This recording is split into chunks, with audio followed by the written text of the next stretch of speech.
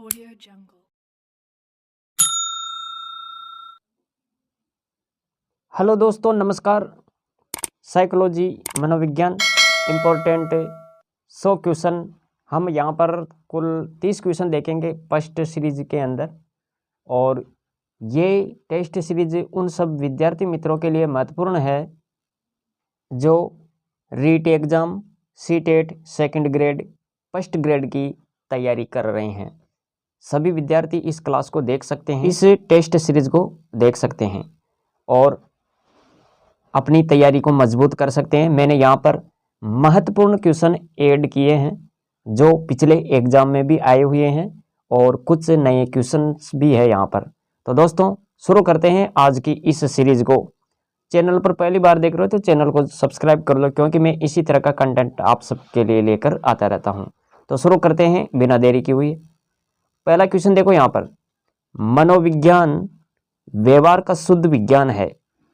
मनोविज्ञान व्यवहार का शुद्ध विज्ञान है। उपयुक्त कथन किसका है? यहां पर आपको क्या बताना है, यह कथन किसका है, किसने कहा था? सी वुडवर्थ, वॉटसन, ई स्किनर, चार्ल्स डार्विन का। बताओ यहां पर कौन सा कथन सही होगा। अरे ये कथन किसका है, ये आपको यहां पर बताना है। तो दोस्तों इसका सही विकल्प ऑप्शन बी सही होगा। ये कथन किसने कहा था? मनोविज्ञान व्यवहार का शुद्ध विज्ञान है, वॉटसन का कथन है दोस्तों। ये आपको याद रखना है यहाँ पर। अब अगले क्वेश्चन पर चलते हैं। हमने यहाँ पर कुल 30 क्वेश्चन कवर करने की कोशिश की है, तो जल्दी से देखेंगे यहाँ पर। मनोविज्ञान की सहायता से अध्यापक को ज्ञान होता है। मनोविज्ञान की सहायता से अध्यापक को ज्ञान होता है। किसका ज्ञान होता है? देखो यहाँ पर, बुद्धि के स्वरूप का, पठन पाठन उपयोग का, पिछड़े बालकों की समस्याओं का, उपयुक्त सभी। बताओ यहाँ पर कौन सा सही विकल्प होगा। अरे मनोविज्ञान की सहायता से अध्यापक को ज्ञान होता है। दोस्तों यहाँ पर सभी तरह का ज्ञान होगा मनोविज्ञान की सहायता से। उपयुक्त सभी होगा यहाँ पर, बुद्धि के स्वरूप का, पठन पाठन उपयोग का, पिछड़ी बालकों की समस्याओं का, उपयुक्त सभी। ऑप्शन डी सही होगा यहाँ पर। तीसरा क्वेश्चन देखो यहाँ पर। तीसरा क्वेश्चन क्या है? प्रयोगात्मक मनोविज्ञान का जनक माना जाता है। ये जो प्रयोगात्मक मनोविज्ञान है इसका जनक कौन है? McDougall, William James, Watson, William Wundt. तो दोस्तों यहाँ पर भी इसका सही ऑप्शन क्या होगा? अरे डी, विलियम वुंट। ये प्रयोगात्मक मनोविज्ञान का जनक है। चौथा क्वेश्चन है, विकासात्मक मनोविज्ञान के प्रवर्तक कौन है? विकासात्मक मनोविज्ञान के प्रवर्तक जीन पियाजे, स्टैनले हॉल, थॉर्नडाइक, रोसो। तो यहां पर कौन सा सही होगा विकल्प? तो दोस्तों विकासात्मक के मनोविज्ञान के प्रवर्तक के जीन पियाजे होंगे यहां पर। ऑप्शन ए सही होगा। पांचवा क्वेश्चन देखिए, चेतना का विज्ञान मानने वाले मनोवैज्ञानिक है। चेतना का विज्ञान मानने वाले मनोवैज्ञानिक कौन है? William Wundt, William James, James Sully, उपरोक्त सभी। बताओ चेतना का विज्ञान मानने वाला व्यक्ति मनोवैज्ञानिक कौन है? तो दोस्तों यहां पर याद रखें इसका सही विकल्प क्या हो जाएगा?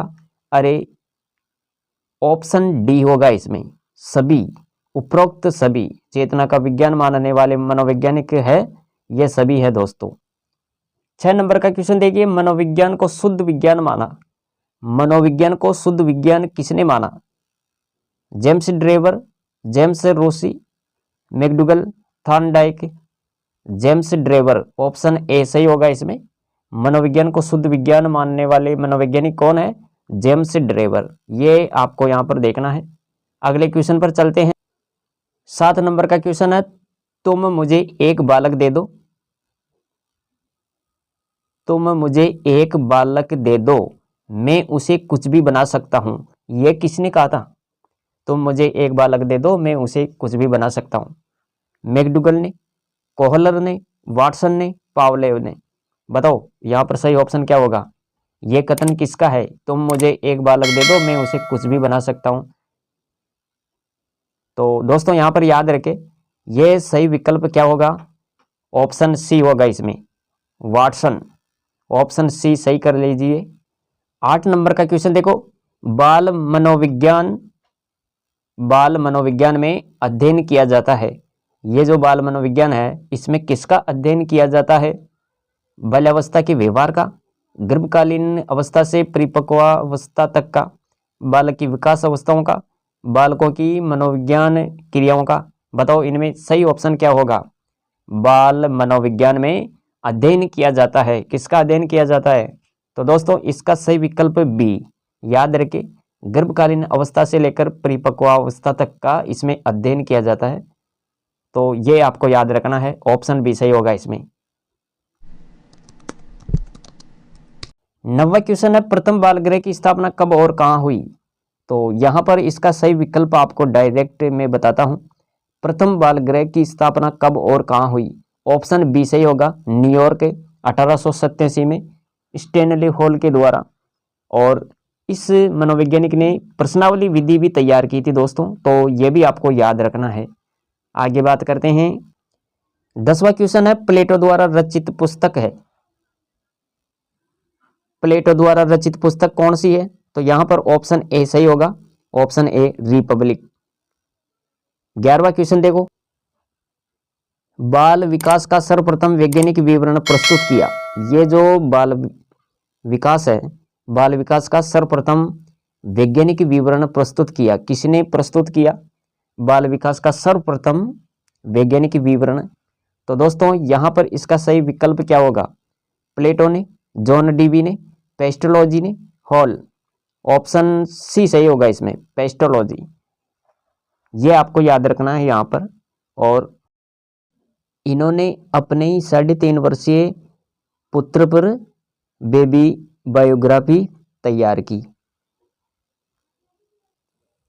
और अगला क्वेश्चन देखो यहां पर, अगला क्वेश्चन क्या है? स्टेनली हॉल ने स्थापना की थी।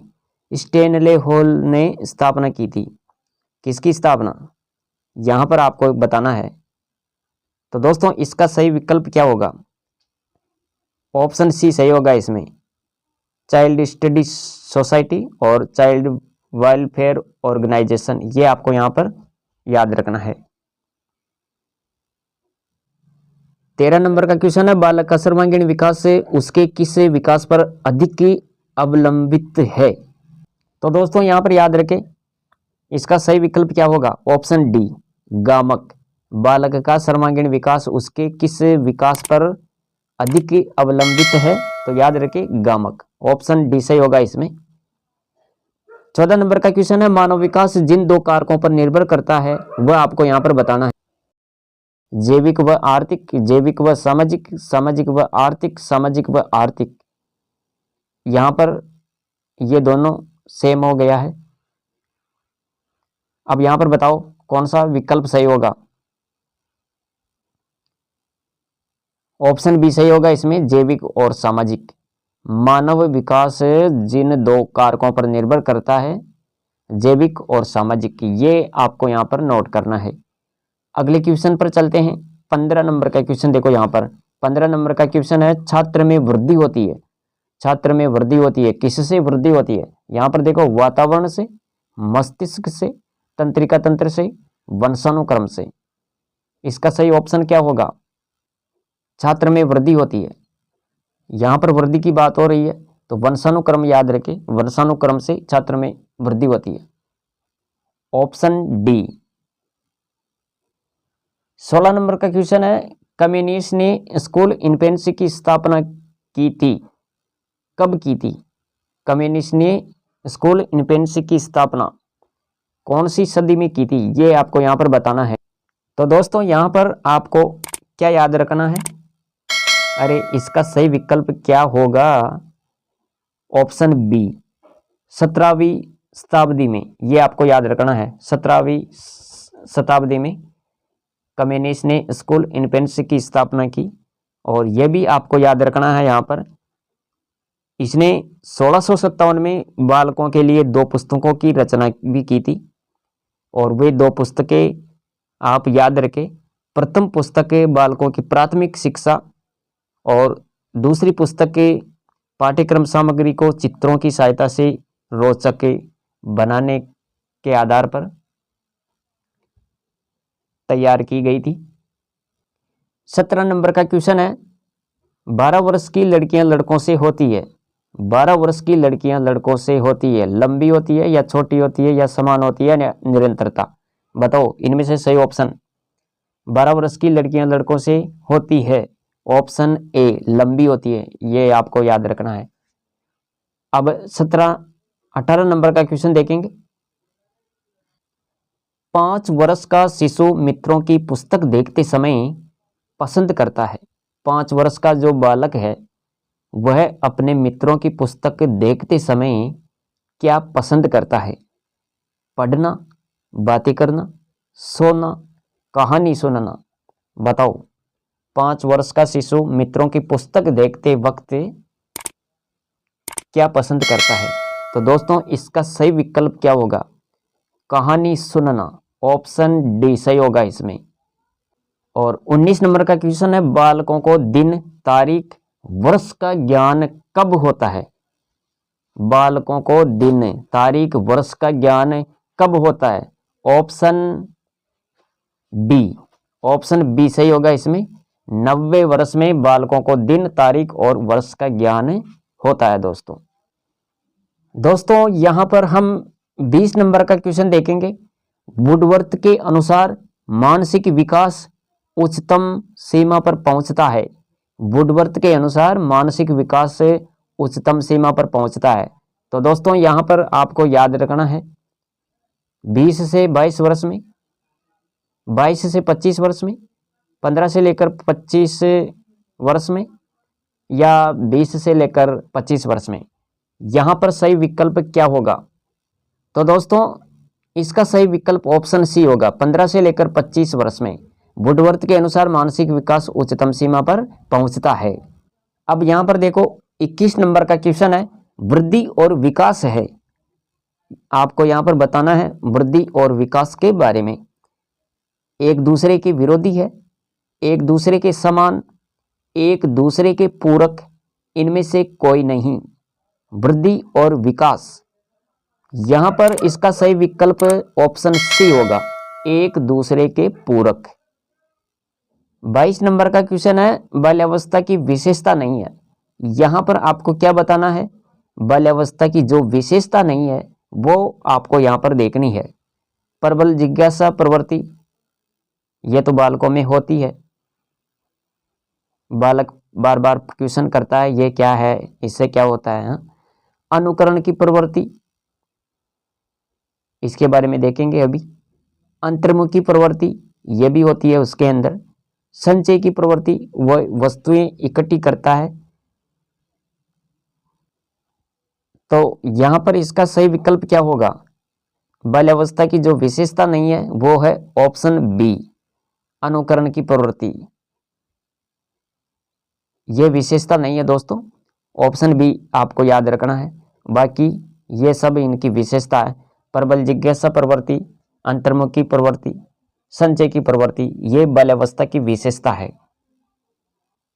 23 नंबर का क्वेश्चन देखो, विकास की एक ही दिशा को निश्चित करता है। विकास की एक ही दिशा को निश्चित करता है। समान प्रतिमान का सिद्धांत, विकास की दिशा का सिद्धांत, व्यक्तिगत भिन्नता का सिद्धांत, अंतःक्रिया का सिद्धांत। यहां पर आपको एक चीज नोट करनी है दोस्तों, क्या? अरे विकास की एक ही दिशा को निश्चित करता है, ये जो दिशा शब्द आया है, अब इन चारों ऑप्शन में दिशा किसमें आ रहा है? यहां पर आ रहा है दिशा, विकास की दिशा का सिद्धांत है ये। विकास की एक ही दिशा को निश्चित करता है कौन? विकास की दिशा का सिद्धांत। ये ऑप्शन भी सही होगा इसमें। 24 नंबर का क्वेश्चन है, किस मनोवैज्ञानिक ने किशोरावस्था को तूफानी और तनावपूर्ण अवस्था कहा है? किस मनोवैज्ञानिक ने किशोरावस्था को तूफानी अवस्था कहा, तनावपूर्ण अवस्था कहा? तो बताओ यहां पर वुडवर्थ ने, जेम्स वॉरेन ने, जॉर्ज स्टेनली हॉल ने, स्किनर ने? तो दोस्तों इसका सही विकल्प क्या होगा? ऑप्शन सी होगा इसमें, यह आपको याद रखना है, ऑप्शन सी। अब देखिए यहाँ पर 25 नंबर का क्वेश्चन है और इसमें क्या कह रहा है ये, वैलेंटाइन ने सीखने का आदर्श काल माना है। वैलेंटाइन ने सीखने का आदर्श काल किस अवस्था को माना है? यहाँ पर देखो, किशोरावस्था, बाल्यावस्था, शैशवावस्था, प्रौढ़ावस्था। वैलेंटाइन ने सीखने का आदर्श काल, तो यहाँ पर आपको नोट करना है ऑप्शन क्या होगा यहाँ पर? अरे ऑप्शन सी सही होगा इसमें। शैशवावस्था है, शैशवावस्था जिसमें वैलेंटाइन ने सीखने का आदर्श काल माना है इस अवस्था के बारे में, क्योंकि यहाँ पर बालक सर्वाधिक रूप से सीखता है, इसलिए इसे सीखने का आदर्श काल माना है। 26 नंबर का क्वेश्चन है, व्यक्ति के शरीर में अगर कद, भार आदि में परिवर्तन हो रहा है तो इसके लिए कौन सा शब्द प्रयोग में लिया जाता है? जब व्यक्ति के शरीर में कद और वजन इनमें परिवर्तन हो रहा है तो इसके लिए कौन सा शब्द प्रयोग में लिया जाएगा? क्या कहेंगे इसको? विकास, अधिगम, परिवर्तन, अभिवृद्धि। बताओ, व्यक्ति के शरीर में अगर कद और भार आदि में परिवर्तन हो रहा है तो इसके लिए कौन सा शब्द प्रयोग में लिया जाएगा? तो दोस्तों ऑप्शन डी याद रखें, अभिवृद्धि। 27 नंबर का क्वेश्चन है, निम्न में से मानसिक विकास का सही अभिप्राय है। मानसिक विकास का सही अभिप्राय, मानसिक विकास के बारे में आपको बताना है। ज्ञान भंडार में वृद्धि, ज्ञान भंडार में कमी, दोनों, इनमें से कोई नहीं। तो दोस्तों मानसिक विकास के लिए अगर बात करें तो दोस्तों याद रखें, मानसिक विकास कब होगा? जब ज्ञान भंडार में वृद्धि होगी। तो दोस्तों इसके बारे में आपको याद रखना है, ज्ञान भंडार में वृद्धि। मानसिक विकास का सही अभिप्राय क्या है? ज्ञान भंडार में वृद्धि। ऑप्शन ए सही होगा। 28 नंबर का क्वेश्चन देखो, किशोरावस्था की प्रमुख विशेषता नहीं है। अब यहां पर आपको बताना है किशोरावस्था की प्रमुख विशेषता जो नहीं है। दिवास्वपन, संचय प्रवृत्ति, कल्पना की बहुलता, मानसिक विकास। यहां पर इसका सही विकल्प क्या होगा? तो याद रखिए इसका सही विकल्प क्या होगा? ऑप्शन बी, संचय प्रवृत्ति। ये इनकी विशेषता नहीं है किशोरावस्था की। 29 नंबर का क्वेश्चन देखो, काम भावना की परिपक्वता के उदाहरण है। काम भावना की परिपक्वता के उदाहरण है बेचैनी, नाखून चबाना, बार बार आंचल लपेटना, सभी। तो यहां पर ऑप्शन डी सही होगा इसमें, सभी। और दोस्तों आज की इस पहली टेस्ट सीरीज का, ये साइकोलॉजी की जो टेस्ट सीरीज हमने शुरू की है, ये पहली टेस्ट सीरीज है और इसका ये लास्ट क्वेश्चन है। जन्म के समय शिशु के मस्तिष्क का वजन होता है। ये आपको यहाँ पर देखना है, जन्म के समय शिशु का मस्तिष्क का जो वजन होता है, भार वो कितना होता है? 150 ग्राम, 350 ग्राम, 250 ग्राम, 200 ग्राम। बताओ इनमें से सही ऑप्शन क्या होगा? तो प्यारे साथियों याद रखें, इसका सही विकल्प ऑप्शन बी होगा, 350 ग्राम। ये आपको यहाँ पर याद रखना है। तो प्यारे साथियों ये थी आज की टेस्ट सीरीज साइकोलॉजी की, मनोविज्ञान की। ये टेस्ट सीरीज पहली टेस्ट सीरीज है जिसमें हमने 100 में से यहाँ पर 30 क्वेश्चन कवर कर लिए हैं पहली टेस्ट सीरीज के माध्यम से। इसी प्रकार हम अगली टेस्ट सीरीज लेकर आएंगे और ये क्लास, ये टेस्ट सीरीज रीट एग्ज़ाम, दोनों एग्ज़ाम के लिए, दोनों पेपर के लिए महत्वपूर्ण है। C-TET, सेकंड ग्रेड और फर्स्ट ग्रेड, इन सब परीक्षाओं की दृष्टि से मैंने यहाँ पर क्वेश्चन ऐड किए हैं।